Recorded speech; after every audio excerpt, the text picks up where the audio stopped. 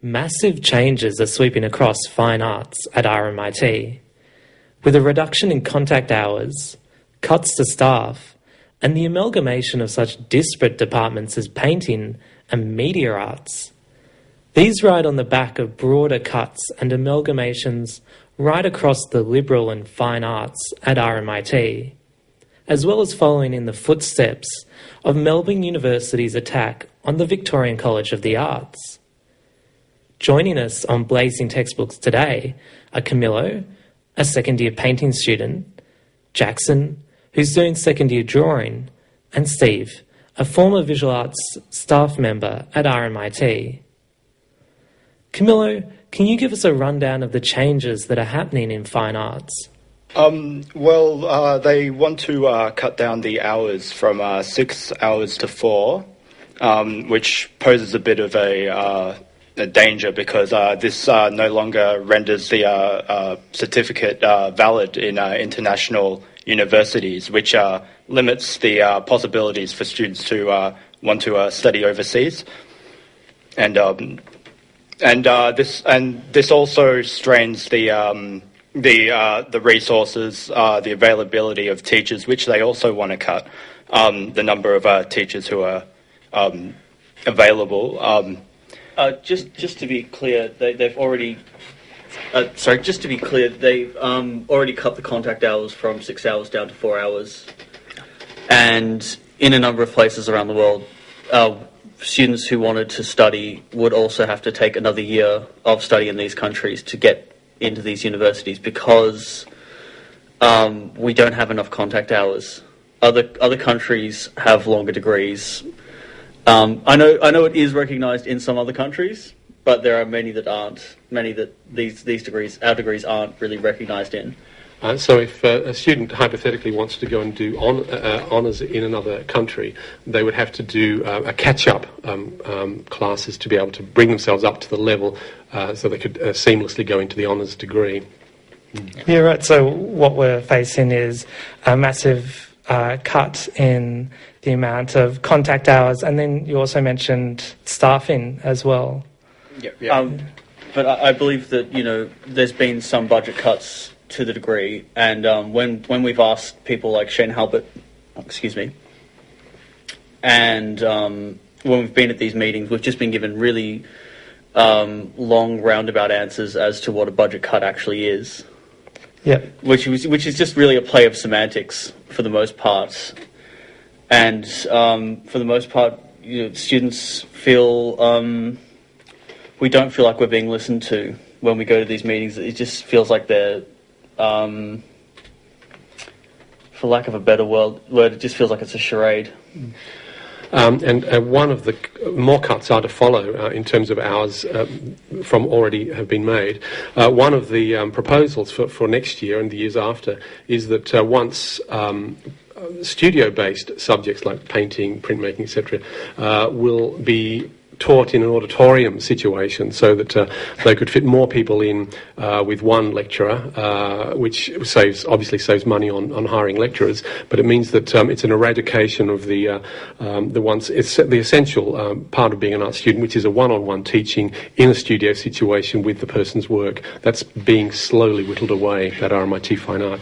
And we have to understand that the cuts have already started. A few teachers have already been laid off so far already. In fact, they've been encouraged not to say anything to the students, to not divulge any information, and therefore a lot of teachers have been unwilling to give the students information and support, and therefore the students feel powerless and apathetic, and they really don't know what's going on, so they're not even sure how these changes are going to impact them.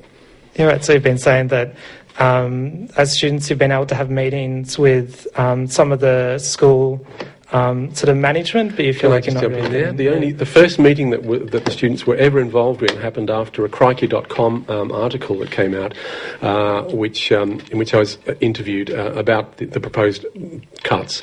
Professor Grierson, who is the head of the art school, Professor Elizabeth Grierson, said that the students had been involved every step of the way, which was not the case. The only time that they were asked into a meeting was after that crikey.com interview, and I think there's been a couple since then. It should also be noted that that meeting that we had was in a really inaccessible time for students. It was actually during the holidays. It was whilst a lot of students might have gone home for the holidays, the Christmas holidays. It was also not very well attended, and I suppose none of us really felt like our questions were answered in the end, and we all kind of felt quite depressed after it. Yeah, absolutely. So in terms of what's sort of really worrying you guys is, one, the cut in hours and what that's going to mean in terms of the standing of the degree internationally, especially if you're wanting to go on and do further study, the cuts to the teaching staff, and then also you feeling like a lack of consultation or any decision-making input into the changes that are going to come. The other thing that we were quite worried about was the court case against Steve. Mm-hmm. A lot of my friends and a lot of people from the school were really outraged that that such an attack on academic freedom had occurred while we were all there. I mean, it's very worrying that this might be the case for RMIT and other cases that are of this nature. Yeah. Well, do you want to jump in there, Steve, and give us a bit of a background on that? On the 13th of April, I had to go to court because Professor Elizabeth Grierson had served me with an intervention order, which she hoped to get passed through the Magistrates' Court. There was an interim order which was granted while we looked at their evidence, the evidence from RMIT. The evidence stated that Professor Elizabeth Grierson was in fear for her safety because of the nature of my artwork. I'm an artist, and that.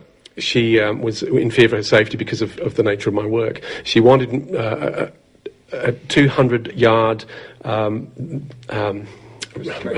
what's the word? A 200-yard limit for me to go near RMIT, which was immediately dropped from the case.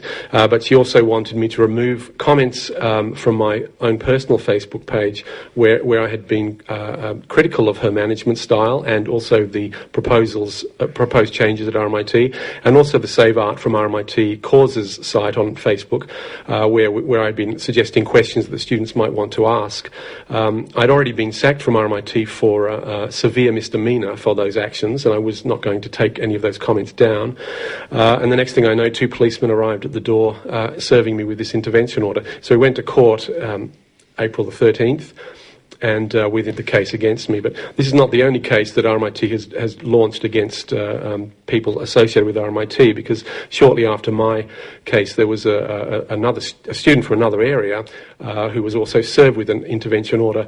And that was in the social work area. Yes. Yeah, and that's something that actually they're hoping to cover in the future on Blazing Textbooks. Pretty interesting stuff. Interestingly, the person in charge of both areas is Professor Colin Fudge, who's the Pro-Vice-Chancellor of RMIT Fine Art, and he oversees both of them, and both cases had recourse to RMIT lawyers to serve those cases. Mm-hmm.